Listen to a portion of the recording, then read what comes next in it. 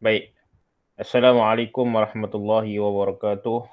Alhamdulillahirabbil alamin. Wassalatu wassalamu ala asyrafil anbiya'i wal mursalin wa ala alihi wa sahbihi ajma'in. Alhamdulillah, bersyukur pada Allah Subhanahu wa taala kerana Allah Subhanahu wa taala memberikan kepada kita kesempatan untuk kita bertemu sekali lagi dalam sesi maya. Sebelum ni kita selalu hantar video pengajaran saja. Hari ini dah lama-lama sekali kita buat Google Meet pula. Walaupun tak ramai kawan-kawan kamu dapat mengikutinya, tak apa. Kita ada sesi rakaman. Nanti Ustaz akan masukkan ke dalam grup kelas kamu untuk sahabat-sahabat kamu yang tak dapat mengikuti pada hari ini. Okey. Kamu tengok buku teks kamu muka surat 189. Buku teks kamu muka surat 189.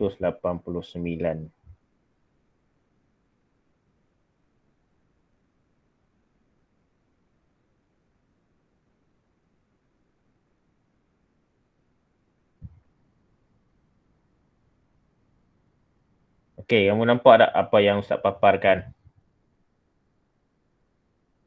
Nampak tak? Nampak. Nampak tak? Okey, kalau guna telefon tu mungkin kecil lah. Kalau guna laptop besar sikit. Baik, tajuk hari ini kita berkaitan dengan adab, iaitu adab terhadap harta benda awam. Kamu tengok gambar pada muka surat 189 ni. Itu kamu tengok ada gambar apa kat situ? Gambar yang pertama, gambar apa kat situ kamu nampak? Masjid.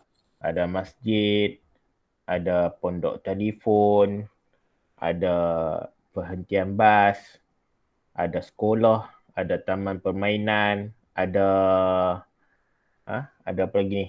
Balai raya, ada balai raya, ada traffic light, ada apa nama? Tapak rekreasi, iaitu kolam tu. Baik. Ini adalah salah satu daripada harta benda awam, bukan kita yang punya. Harta benda awam ni bukan ada milik sesiapa. Ia milik semua orang, iaitu nama dia awam. Awam ini dia milik semua orang. Baik. Tengok muka surat sebelah. Adab terhadap harta benda awam. Yang pertama, menggunakan harta benda awam dengan cermat. Jika kita menggunakan harta benda awam ini, kita kena ada adab dia. Kita kena ada etika dia. Kita kena ada satu benda yang boleh kita ikut etika dia. Bukan boleh buat ikut suka. Yang pertama, mestilah menggunakan harta benda awam tu dengan cermat. Jangan buat ikut suka kita. Jangan buat ikut suka kita. Kita nak lempak, kita nak biak. Contohnya pondok telefon tu. Tengok pondok telefon tu, kalau kita guna, tiba-tiba telefon tak bunyi. Kita ketuk lah, kita katok lah. Kita ambil kayu, pergi katok dia sebab tak bunyi. Sebab dia duit kita lekat ke. Sekarang hampa tak guna dah pondok telefon sebab dah ada, setiap seorang ada telefon bimbit masing-masing. Kalau tak ada telefon bimbit pun ada telefon bimbit mak ayah kita. Telefon rumah pun dah tak ada dah dalam di rumah sekarang. Tambah lagi telefon awam. Kamu jarang sekali menggunakan, kecuali hal-hal kecemasan saja. Bila kita menggunakan benda awam tak elok, nanti hal-hal kecemasan nanti kita tak boleh nak guna. Baik. Yang kedua, mematuhi peraturan yang ditetapkan. Contohnya, gambar yang kedua tu, dia berada di dalam apa? Agak-agak kawan kamu yang gambar tu duduk dalam mana? Dalam apa? Siapa boleh jawab? Perpustakaan. Dalam perpustakaan. Jadi dalam perpustakaan boleh tak bising? Tentulah tak boleh. Tak boleh bising. Dia ada peraturan-peraturan yang telah ditetapkan di dalam perpustakaan. Tak boleh berjalan merata, tak boleh duduk main-main di dalam perpustakaan tu. Hanya boleh ambil buku, duduk di tempat masing-masing dan buat kerja masing-masing tanpa ada bunyi yang terlampau bising. Ia boleh mengganggu kawan-kawan lain untuk mengambil nota, membuat nota, membaca buku dan sebagainya. Dia ada peraturan di tempat yang seperti itu. Baik. Yang ketiga. Bertimbang rasa terhadap pengguna lain. Apa yang kamu tengok pada gambar itu? Ada gambar basikal. Okey. Apa yang kamu faham tentang gambar basikal tu?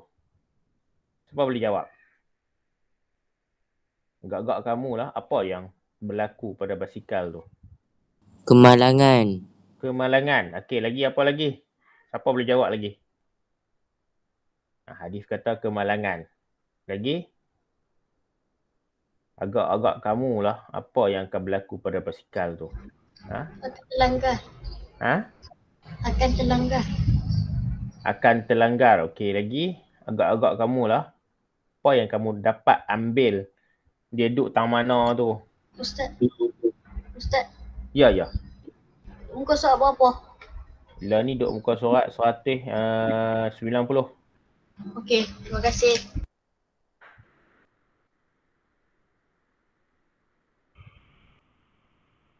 Okey, apa lagi? Siapa boleh jawab lagi?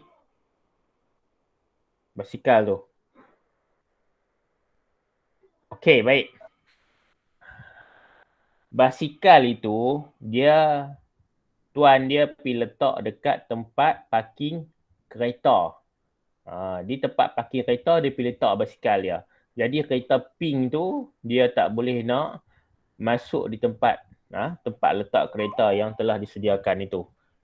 Dia tak bertimbang rasa lah, basikal ni pergi letak lah tempat-tempat yang tepi-tepi sikit. Takkan letak dah lah kecil, pergi letak tengah-tengah tempat letak kereta pula. Tentulah mengundang kemarahan orang lain.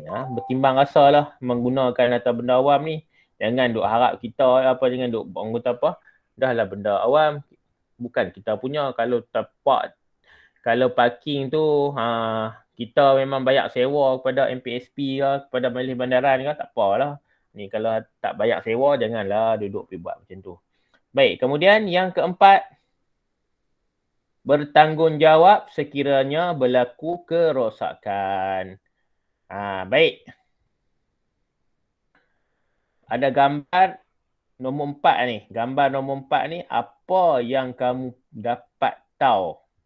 Apa yang kamu dapat faham daripada gambar ni? Siapa boleh jawab? Siapa boleh jawab? Kamu teliti gambar. Dia terkoyak buku teks. Dia koyakkan buku teks. Terkoyakkan. Okey. Lagi? Siapa lagi? Okey, tak apa. Dia cuba membalut buku teks dia. Dia nak jaga buku teks dia. Dia bertanggungjawab.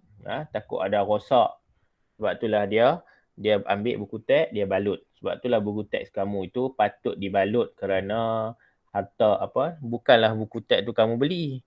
Kamu hanya pinjamkan. Daripada pihak sekolah. Okey, yang baru masuk, kamu tengok muka surat 190. Okey. Bertanggungjawab sekiranya berlaku kerosakan. Baik, nombor 5. Tidak membazir. Ini berlaku di masjid ataupun surau. Dia buka ayat, dia dah ambil ayat semayang, lepas tu dia elok nak pergi semayang, dia tak tutup ayat tu. Dia membazir. Tutup elok-elok, dah guna dah ambil semayang dah. Tutup elok-elok. Jangan bagi ayat tu meleleh lah. Ataupun satu lagi, dia buka ayat terlampau derah. Ambil ayat semayang macam nak buka ayat nak mandi tu. Buka ayat habis daripada pipe tu. Macam nak mandi. Dia tu membazir juga. Buka pelan-pelan. Baik. Itu adab terhadap harta benda awam. Ini antara Adab-adab yang perlu kita praktikkan terhadap harta benda yang kita guna, yang bukan harta benda kita. Kalau harta benda kita pun kita kita tak boleh buat rosak, kita walaupun kena jaga elok-elok, ni tambah lagi lah harta benda orang lain, bukan daripada harta benda kita. Baik. Kemudian kamu tengok muka surat 191. Muka surat 191. Okey, sebelum ni faham tak? Boleh tak? Agak-agak kamu dapat faham tak apa yang 5 tadi? Saya ulang balik. 5 tadi, adab terhadap harta benda awam. Yang pertama, gunalah harta benda awam tu dengan cermat. Guna dengan cermat. Kedua, patuhi peraturan yang telah ditetapkan. Yang ketiga, bertimbang rasa terhadap pengguna lain. Keempat, bertanggungjawab sekiranya berlakunya kerosakan. Kelima, tidak membazir. Okey? Faham? Ada siapa nak tanya apa? Sebelum kita pergi ke tempat lain. Faham tak? Tengok. Okey. Tengok muka surat sebelah. 191. Baik. Yang biru itu cara menangani perbuatan merosakkan harta benda awam. Cara kita nak tanggani ataupun kita nak tak mau bagi orang buat perbuatan merosakkan harta benda awam ini. Yang pertama, memberikan pendidikan yang sempurna. Kita kena tahu bahawa rosak itu boleh mendatangkan dosa. Buat rosak, buat orang kata apa, naya pada harta ke barang orang lain, maka ia boleh mendatangkan dosa. Jadi kita kena tahu. Bila kita nak buat tu, nak ambil pensil orang, nak patahkan, kita tahu bahawa itu dosa. Jadi dia tak buat. Yang kedua, menunjukkan contoh teladan yang baik. Kita kena tunjukkan contoh yang baik. Contohnya lah kan, kita sebagai abang di rumah, kita sebagai kakak di rumah, kita kena tunjuk contoh yang baik kepada adik-adik kita. Kalau kita balut buku teks, adik kita pun tahu, oh, abang aku dulu, kakak aku dulu rajin balut buku teks, dia jaga buku teks elok-elok. Baik. Dia duduk di atas kerusi, tak duduk kaki dua, tak sengit-sengit sana, sengit sini. Dia jaga kerusi meja dia baik, tak menconteng kerusi meja dia. Baik. Kemudian yang ketiga, memberikan nasihat dan teguran. Jika ada orang ataupun kawan-kawan kita yang buat benda macam tu, dia cuba nak merosakkan ataupun nak bagi tak apa elok atau benda orang lain, maka nasihat dia. Jangan duk marah dia lagi. Nasihat dulu, bagi tahu bahawa buat macam ni tak baik, berdosa apa semua. Tegur dia. Kemudian yang keempat, mengadakan kempen yang bersesuaian. Contohlah kalau kamu duduk di sekolah ataupun kamu duduk besar nanti, kamu dah besar, buat kempen di dalam kelompok masyarakat kamu, kempen jangan buat rosak, jangan membazir, jangan bagi benda awam ini rosak, orang lain tak boleh guna. Kempen kan. Kemudian yang kelima, melakukan pengawasan terhadap harta benda awam. Melakukan pengawasan ini kita pergi tengok selalu. Contohnya kita lah ada beri tanggungjawab untuk jaga tempat ambil air sembahyang di surau. Contohnya lah kan. Kita kena pergi tengok selalu. Jangan kalau ada orang buat benda tak elok, kita bagi tahu, kita tegur dia. Kemudian yang keenam, bersikap prihatin terhadap anggota masyarakat. Kalau kita ada sikap prihatin, kita takkan buat benda-benda yang boleh merosakkan harta benda awam. Kita fikir orang lain pun nak guna pula lepas ni. Bukan kita seorang saja nak guna, orang lain pun nak guna juga. Okey, faham setakat tu? Ada apa nak tanya? Semua ni ada 17 orang daripada kamu ni, faham tak? Faham. Okey, baik. Faham. Kemudian sebelah dia yang berwarna hijau. Akibat tidak mengamalkan adab terhadap harta benda awam. Jika kita tak buat adab ini, apa yang berlaku kepada kita? Yang pertama, berlakunya pembaziran. Membazir bukan segi bentuk ayat. Contoh kita buka ayat banyak, dia membazir juga. Kadang-kadang kita terpaksa beli barang itu baru. Itu juga merupakan pembaziran. Orang terpaksa buat baru. Contohnya pondok telefon, kita pergi katok telefon itu, pecah apa semua, terpaksa nak ganti. Bukan barang tu RM1, RM2, mahal. Meratus-ratus, malah ada yang beribu. Kita kena jaga elok-elok, nak mengelakkan pembaziran. Kemudian yang kedua, menyusahkan orang lain. Orang nak guna selepas kita, tak boleh dah sebab kita bagi rosak. Contohnya lah kan senang. Kerusi meja kamu yang ada di sekolah tu. Kamu duduk, sengit, kaki dua, kerusi kaki empat, kamu buat kaki dua. Tiba-tiba duduk-duduk, patah. Tak akan menyusahkan orang lain. Orang lepas ni tak boleh guna dah kerusi tu. Bukan setakat orang lepas, kita pun tak boleh guna dah kerusi tu. Terpaksa lah pergi cari kerusi baru. Meja kita pergi korek, bagi ada lubang, guna pisau, guna alat-alat yang kita buat tu, kita pergi korek meja kita. Dia menyusahkan orang lain. Nak guna lepas tu, tak elok dah meja tu. Baik, yang ketiga. Banyak kemudahan rosak dan musnah. Pondok telefon contohnya tadi, pondok bas, tempat perhentian bas, tempat pergi pijak, pergi katok, nak duduk tunggu bas tak boleh dah. Mentang-mentang lah kita jarang lah naik bas lah ni, kita buat rosak kat orang tempat naik bas. Tak boleh macam tu. Dia boleh mengundangkan kemudahan orang lain akan rosak. Paip patah, paip ambil wuduk di surau masjid, patah sebab kita duk bagi musnah. Yang keempat, masyarakat berpecah belah. Maksudnya ada yang puak yang suka buat bagi rosak, ada puak yang suka bagi yang nak bagi elok. Jadi berpecah belah, tak elok. Masyarakat tak bersatu padu. Kemudian yang kelima, ekonomi negara terjejas. Terpaksalah negara mengeluarkan pembelanjaan yang baru untuk membeli peralatan-peralatan yang telah dimusnahkan oleh kita. Terpaksa buat pondok bas baru, terpaksa letak pondok telefon yang baru, terpaksa beli kursi meja yang baru. Pihak ekonomi pun duit banyak, tiba-tiba dah sikit disebabkan terpaksa beli benda-benda itu yang baru. Tiap-tiap hari beli baru, jenuh juga. Okey, faham sangat tu?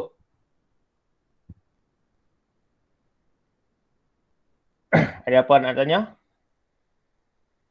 Tak ada. Tak ada, semua okey. Kalau dah faham, kita akan berhenti setakat ni. Tetapi sebelum kita berhenti, Ustaz akan bagi kerja kepada kamu sikit. Kamu salin adab terhadap harta benda awam. Adab terhadap harta benda awam ni, muka surat 190. Muka surat 190, kamu salin adab terhadap harta benda awam. Kemudian kamu salin 1, 2, 3, 4 dan 5. Dan muka surat 191. Cara menangani perbuatan merosakkan harta benda awam akibat tidak mengamalkan adab terhadap harta benda awam. Kamu salin, dalam buku AG2. Okey? Boleh? Ada sebarang masalah? Tak ada. Okey nah, semua ada buku teks kan? Kalau tak ada buku teks pun, kamu boleh download buku teks Maya seperti Ustaz ni. Kamu boleh download. Sekarang mudah, teknologi ada. Okey, itu saja untuk sesi pengajaran pada kali ini. Kamu boleh buat kerja masa kita banyak lagi. Kamu buat latihan yang telah Ustaz berikan kepada kamu. Okey, kita jumpa lagi dalam PDPR akan datang insya-Allah. Okey, jumpa lagi. Assalamualaikum warahmatullahi wabarakatuh. Waalaikumsalam Waalaikumsalam. warahmatullahi wabarakatuh. Terima kasih Ustaz. Terima kasih Ustaz. Terima kasih Ustaz.